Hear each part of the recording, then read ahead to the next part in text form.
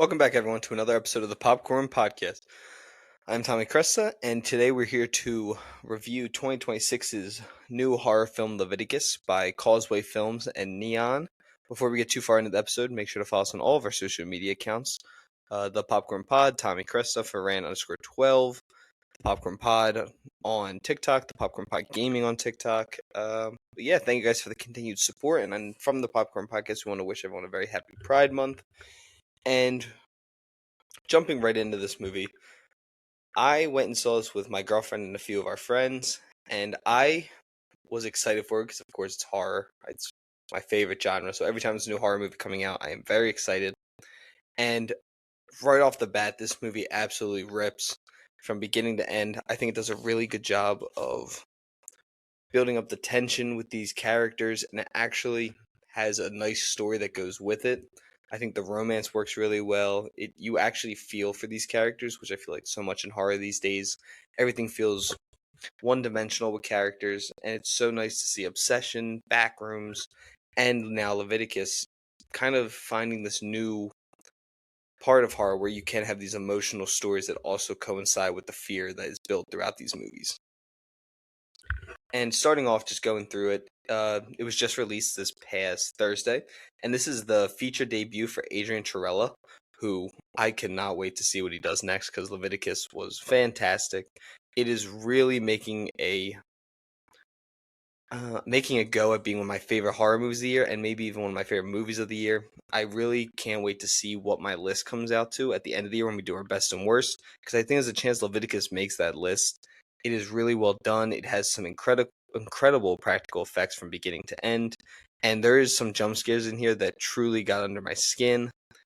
And there's a scene specifically in a bathroom between two of the characters that is so creepy and disgusting to look at, but you can't look away. Like Ryan always says, it's like a car accident, and it works so well. I really, really enjoyed this film, and it follows two young boys who must escape this violent entity that takes the form of the person they desire most, which for them is one another. And I think it's such a really interesting way to do this horror story of conversion therapy, which first off is the biggest piece of bullshit in the world. It's not real. It doesn't work. And to see these two young gay men who are being forced by their church that they're part of to take part in this almost ritual to get them to fear one another instead of being attracted to one another it's hard to watch because it's so unsettling and upsetting to see this happen. And it just works so well, and there's twists that happen throughout the movie that work. And from beginning, I was fully into the story. The writing's really smart. It does such a great job of having this small cast and making every character feel like you know enough about them, like enough that you need to know. The main two stars of this are Stacey Claus. Stacey Clausen is one of them. Joe Bird's another character in this film. Both the lead actors did an absolutely amazing job. Stacey Clausen plays Ryan, and Joe Bird plays Name, which, yes, his character is named Name, and it kind of makes sense in the end of the movie when you learn more and more about it. But currently, it's sitting at a 6.4 out of 10 on IMDb. I didn't have anything for Rotten Tomatoes yet, but I'm really hoping that it continues to draw in audiences because it's one of those movies I think people need to watch. It's just a fantastic time. I really, really enjoyed myself. I think this is one of those critical darling kind of horror movies where it doesn't fully rely on the horror aspect, but it is so frightening when it does. As I said, the scene in the bathroom, there's a scene at a bus stop that's super creepy, and it all works for me from beginning to end. And now that I found the Rotten Tomatoes reviews, it's currently sitting at 93% critic score and an 82 audience score. With the critic consensus being that merging an emotional, involving queer relationship with its clever monster concept, Leviticus executes its intriguing hook with era aplomb. And they are 100% right. It is able to mix this beautiful, tragic love story with this terrifying monster entity. And to give people like a context on the monster, it kind of goes in the same idea of It Follows, where there's this monster that just walks and tracks you. But with Leviticus, it of course shows itself as what you desire most. And for them, it's the two boys in this. and it can only show itself when you're alone. But with these two, they have to hide their love for one another. So anytime that they want to be together, they are alone. So that puts this whole other, I don't even know how to, I'm trying to think of how to word it. There's this other layer now to this horror because they already need to hide that they're in love with one another due to their church and everything else. And now the monster only comes after you when you're alone. So when they see each other, they don't know if it is the person, Ryan, or name, who they're actually looking at. And there's some really good scenes in here where you can't tell if it's the monster or if it's the actual person. Now, I do have a few negatives that I need to talk about with this film. And the only big one is that sometimes these characters do fall into the tropes of just being stupid and making the wrong choice in what you do in these situations. But besides that, there really is no negatives to this movie. I gave it a 4 out of 5 on Letterboxd. I absolutely loved the cinematography for this film. As I said, the practical effects, there's specifically that scene in the bathroom, has some of the best practical effects of the year. And in horror, I think practical filmmaking makes everything feel just a little bit more real, and it makes you feel like you're more part of the scene. And it doesn't have some weird CGI that takes you out of it and makes you remember, oh, it's just a movie. This feels so real, and I think the small cast helps with that. And it does a great time with its runtime, only an hour and 26 minutes, the perfect runtime for horror. And I forgot the director's name, Adrian Sharella. Dude, he absolutely crushes this. His direction and the way he films all the scenes, it all just works so perfectly from beginning to end. And I'm right now, I think it's in my top 5 probably of the year, and I hope it can stay there because and if it doesn't, that means that there were some other amazing films coming out. It in I'm trying to find a way to describe it. It's almost if the tragic queer love story of Brokeback Mountain kind of intertwined itself with It Follows in this creepy, gory horror story. And I'm going to go back to the practical effects because with this, there are some crazy sequences that I could not believe that they did it practically. There's a lot of wire work, and it just works in every aspect. I would really love to see people see this movie. I said to Sam after we watched it that this is one of those movies I feel like maybe in its opening weekend it doesn't have a huge hit, but it should have a good box office run because it's so good. It's so well done. And it's not over the top scary where you lose some of the audience. It's in that perfect medium where you could have an introduction to horror with this one. It has enough of the love story to bring people in. It's just so well done.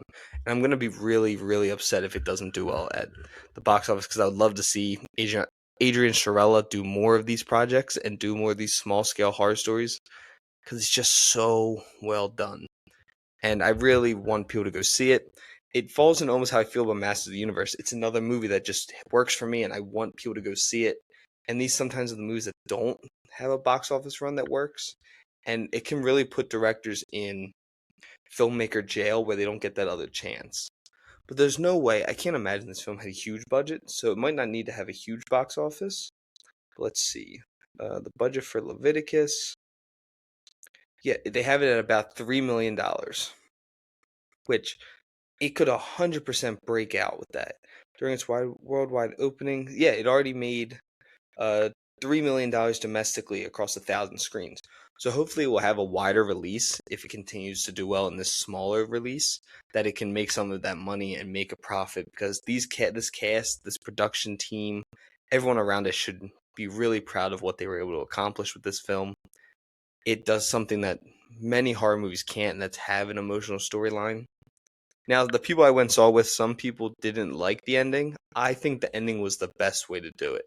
And everyone knows who's listening to this episode that I am very much against the happy endings in horror movies.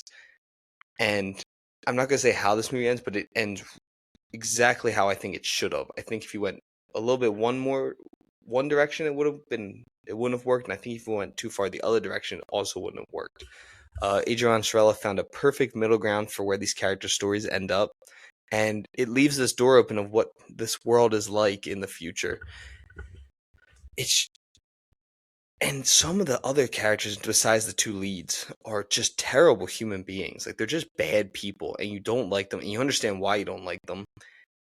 And I think more people need to understand how absolutely fucking ridiculous these conversion things are.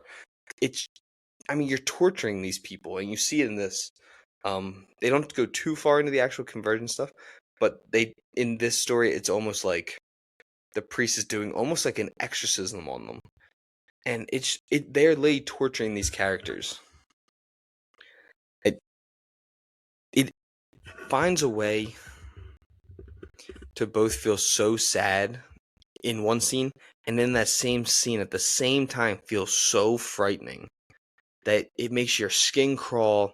I mean, I was holding on to Sam's arm for dear life. I was absolutely scared in this movie. Me and Sam do feel a little bit differently though. She thinks Weapons was scarier than this. I think this was way scarier than Weapons was. But again, art is fully subjective. Everyone has their own opinions on what scares them and what works for them. But I really want people to go out and watch this movie. I am giving it all the praise it deserves. And I think more people need to go see it and see why I love it so much. What specifically? Oh, shout out to the two lead cast members, Stacey Clausen and Joe Burr. They do a fantastic job. Their chemistry together is absolutely amazing. And you see, I have a scene up right now of them at the screen door. This is one of my favorite scenes in the movie, and I really hope more people get to experience it like I did. And yeah, Leviticus. Absolutely shout out to this movie. Shout out to the production team. Shout out to the studio Neon. Neon for me is really crawling its way to the top of my favorite horror studios. They continue to put out just great projects that really, really work.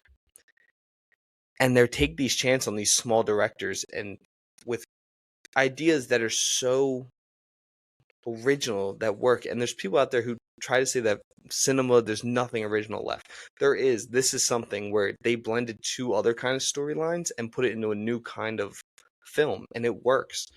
And I really, really adored it. I gave it a 4 out of 5 on Letterboxd, as I said. I think I'm trying to look at what I gave. I gave Backrooms 84. I gave Obsession 88. I'm going to say I like this more than Backrooms. I'm going to give this an 86. So we're going to put on the higher end of the 80s. And yeah, I think this is one of those movies that if I go back and watch it, I feel like I'll see something else I didn't notice before. And I'll like it even more. But I highly recommend everyone go see Leviticus in theaters. It is so much fun. It is, well, fun's the wrong word. It is really good horror film. And you might leave the theater actually super sad, but I think that's what the director wanted, and he gets to the point across.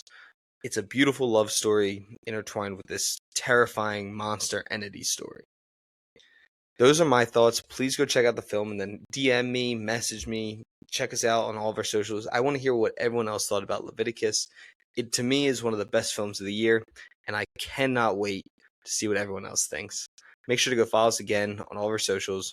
My recommendation for everyone is to go check out, well, first off, Leviticus, how I've been talking about all day, and to also go watch the Cape Fear series on Apple TV. I will be doing a full season review of that when it comes out. And next episode, me and Ryan are going to be talking about House of the Dragon, the third season of the HBO original series. Thank you guys for staying tuned.